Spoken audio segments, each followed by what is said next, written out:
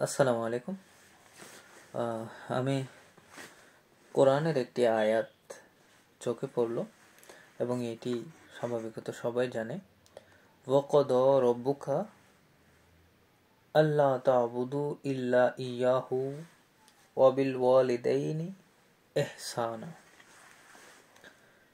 তাফসীরে জালালাইনের মধ্যে এই বিষয়ে বলছেন, তোমার প্রতিপালক নির্দেশ দিয়েছেন, তিনি ব্যতীত তোমরা অপর কারো ইবাদত করবে না, এটা, আর তোমার পিতা মাতার প্রতি সদ্য ব্যবহার করবে, তাদের বাধ্য থাকবে, তাদের একজন অথবা উভয় তোমার জীবদ্দশায় বার্ধক্যে উপনীত হলেও তাদেরকে বিরক্তিসূচক বলো না।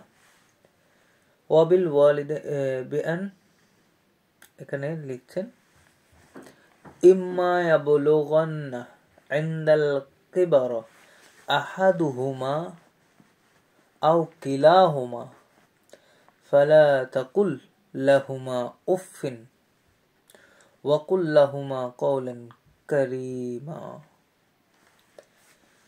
এই তাফসীরে মা বাবার কথা বলেছে, মা বাবার প্রতি সদ্ব্যবহার, মা বাবার প্রতি ভালোবাসা কেমন হওয়া উচিত, মা বাবার সাথে আমাদের বন্ডিংটা কেমন হওয়া উচিত, এবং এর আলোকে, এই আয়াতের আলোকে উক্ত কিতাবের মধ্যে, তাফসীরে জালালাইনের মধ্যে খুব নিখুঁতভাবে তুলে এনেছেন। তিরমিজি শরীফ ও মুস্তাদরাক হাকিম হযরত আব্দুল্লাহ ইবনে ওমর রাদিয়াল্লাহু তাআলা আনহুর riwayate বর্ণিত রয়েছে যে রাসূলুল্লাহ সাল্লাল্লাহু আলাইহি সাল্লাম ইরশাদ করেন, পিতা জান্নাতের মধ্যবর্তী দরজা, এখন তোমাদের ইচ্ছা এর হেফাজত করো অথবা বিনষ্ট করে দাও। মাজহারে,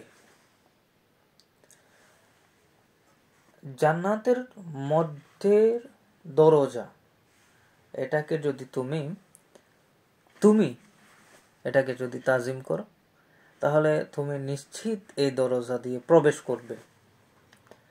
আর এই দরজাকে যদি তুমি দাম না দাও, মূল্য না দাও, এটা তো তোমার জন্য ক্লোজ থাকবে। তো এই জিনিসটা আমাদের ক্লিয়ার ভাবে বুঝতে হবে। যার বাবা আছে তাকে বাবার কদর করতে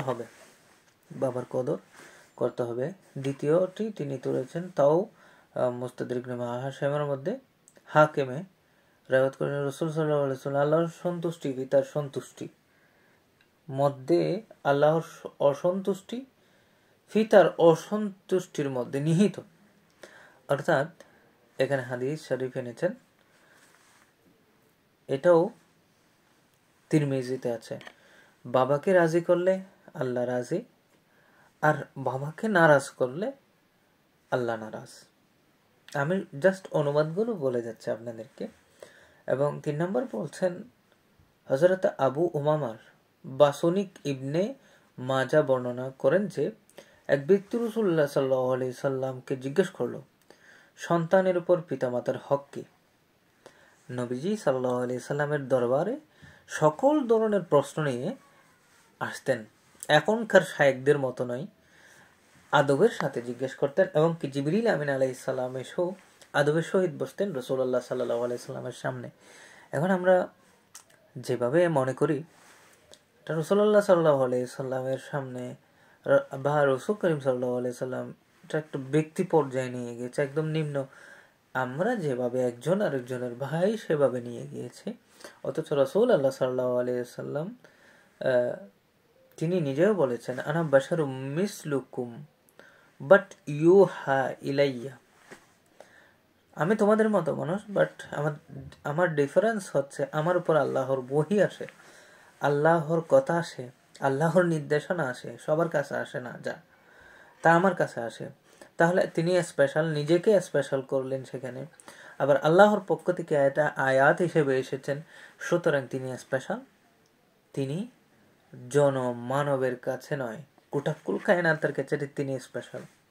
এটা আমাদেরকে শায়েখদেরকে বুঝে নিতে হবে। অনেক সময় তারা শায়েখ এই আয়াতকে ব্যাখ্যা করতে গিয়ে তারা নবীজি সাল্লাল্লাহু আলাইহি সাল্লামকে তাদের সাথী সঙ্গী বা তাদের কোনো একটা জনসমাবেশের একজন মনে করে থাকেন। নাউজুবিল্লাহ। রাসূলুল্লাহ সাল্লাল্লাহু আলাইহি সাল্লামকে সবচেয়ে বেশি উপরে রাখতে হবে, সেটা আপনি মুমিনের পরিচয়। চলেন কি জিজ্ঞেস করে দেখি। হযরত আবু উমামার ইবনে বাসা বর্ণনা করেন, এক ব্যক্তি রাসূলুল্লাহ সাল্লাল্লাহু আলাইহি সাল্লামের কাছে জিজ্ঞেস করলো, ইয়া রাসূলুল্লাহ, সন্তানের উপর পিতামাতার হক কি?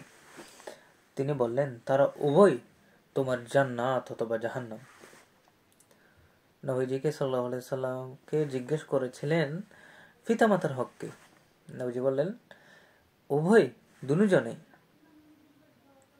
তোমার জান্নাত এবং জাহান্নাম। তুমি ওদেরকে যদি ভালো রাখো তোমার জান্নাত, আর যদি তুমি ওদেরকে অ্যাভয়েড করো তোমার জাহান্নাম সুনিশ্চিত।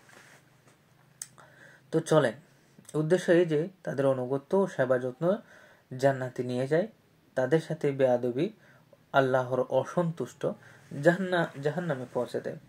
বাইহাকি শুআবুল ঈমান গ্রন্থে ইবনে আসাকির হযরত ইবনে আব্বাসের বাসনিকে উদ্ধৃতি করেছেন, রাসূলুল্লাহ সাল্লাল্লাহু আলাইহি সাল্লাম বলেন, যে ব্যক্তি আল্লাহর ওয়াস্তে পিতামাতার অনুগত্য করে তার জন্য জান্নাতের দুটি দরজা খোলা থাকবে।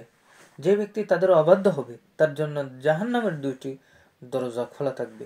যদি পিতামাতার মধ্য থেকে একজন ছিল তবে জান্নাত অথবা জাহান্নামের এক দরজা খোলা থাকবে। অথবা একথা শুনে একজন ব্যক্তি ওই সমাবেশ থেকে উঠে জিজ্ঞেস করে প্রশ্ন করলো, জাহান্নামের এই শাস্তি বাণী কি তখনও প্রযোজ্য যখন পিতামাতা এই ব্যক্তির প্রতি জুলুম করে? তিনি 3বার বলেন, ওয়া ইন যালামা ওয়া ইন যালামা ওয়া ইন যালামা, অর্থাৎ যদি পিতামাতা সন্তানের প্রতি জুলুম করে তবুও পিতামাতার অবাধ্যতার কারণে সন্তান জাহান্নামে যাবে। অর্থাৎ আমাদের মা বাবারা যদি খারাপ হয়, সাপোজ আমাদের মা বাবারা খারাপ, তারা আমাদের উপর জুলুম করছে, আমাদের হক মেরে দিচ্ছে, বড় ভাইয়ের হকটাকে ছোট ভাইকে দিয়ে দিচ্ছে, ছোট ভাইয়ের হকটাকে বড় ভাইকে দিয়ে দিচ্ছে, কিংবা এই ধরনের কোনো একটা জুলুম করে ফেলেছে, সম্পত্তির অংশবিশেষ কি করে ফেলেছে, খেয়ে ফেলেছে, মেরে দিয়েছে, তথাপিও আপনি জানেন এটা অন্যায়, তারাও জানে এটা অন্যায় করছে, সবকিছু মেনেও আপনাকে তাদের সন্তুষ্টি করতে হবে। মা বাবা আমরা যারা আমি দেখছি এটা আমার প্রতি অন্যায় হচ্ছে, তবুও আমি আপনার খুশির জন্য আমি সব ছেড়ে দিতে রাজি। এই বাক্যে আপনাকে এটাই শেখাচ্ছে। আপনি ছেড়ে দিয়ে হলেও মা বাবার প্রতি আপনি কি হন, সহনশীল হন। মা বাবার সাথে যুদ্ধ করতে যাবেন না, মা বাবার সাথে ঝগড়া করতে যাবেন না, মা বাবাকে এড়িয়ে চলবেন না। এটাই এই সারমর্ম যে পিতামাতার কাছ থেকে প্রতিশোধ গ্রহণের অধিকার সন্তানের নেই। আমার মা বাবা যদি অন্য কাউকে কিছু দিয়ে দেয়, আমি আমার মা বাবার সম্পত্তিকে ছিনিয়ে নেওয়ার বা প্রতিশোধ নেওয়ার কোনো অধিকার আমাকে ইসলাম, নবীজি, আল্লাহ আমাকে দেয় নাই। তারা জুলুম করলে সন্তানের সেবা, যত্ন, অনুগত্যের হাত গুটিয়ে নিতে পারে না। তারা জুলুম করলেও, অপরাধ করলেও, তারা এসব করার ফলেও তাদেরকে আপনার সদ্য ব্যবহার করে যেতে হবে, আপনার সেবা যত্ন করে যেতে হবে, তাদেরকে অ্যাভয়েড করে চলবে না। হাদিসে পাকে এভাবে বলছেন। আর একটা হাদিস শুআবুল ঈমান হযরত আবু বকর রাদিয়াল্লাহু তাআলা আনহু তিনি বলছেন, বর্ণনা করছেন, রাসূলুল্লাহ সাল্লাল্লাহু আলাইহি সাল্লাম ইরশাদ করেছেন, সমস্ত গুনাহের শাস্তির ব্যাপারে আল্লাহ তাআলা যেগুলো ইচ্ছা করেন কিয়ামত পর্যন্ত পিছিয়ে নিয়ে যান, কিন্তু পিতামাতার হক নষ্ট করা এবং তাদের প্রতি অবাধ্য আচরণ করা এর ব্যতিক্রম। এর শাস্তি পরকালের পূর্বে ইহকালে দেওয়া হয়। জিনিসটা বুঝতে পারছেন? মানে আপনি যদি মা বাবার সাথে অন্যায় করেন তাহলে আপনার ইহকালে শাস্তি হয়ে যাবে, এটা কিন্তু কিয়ামতের জন্য বা মৃত্যুর পরের জন্য অপেক্ষা করবে না। সুতরাং অবশ্যই মা বাবার প্রতি শ্রদ্ধাশীল হবেন। আসসালামু আলাইকুম।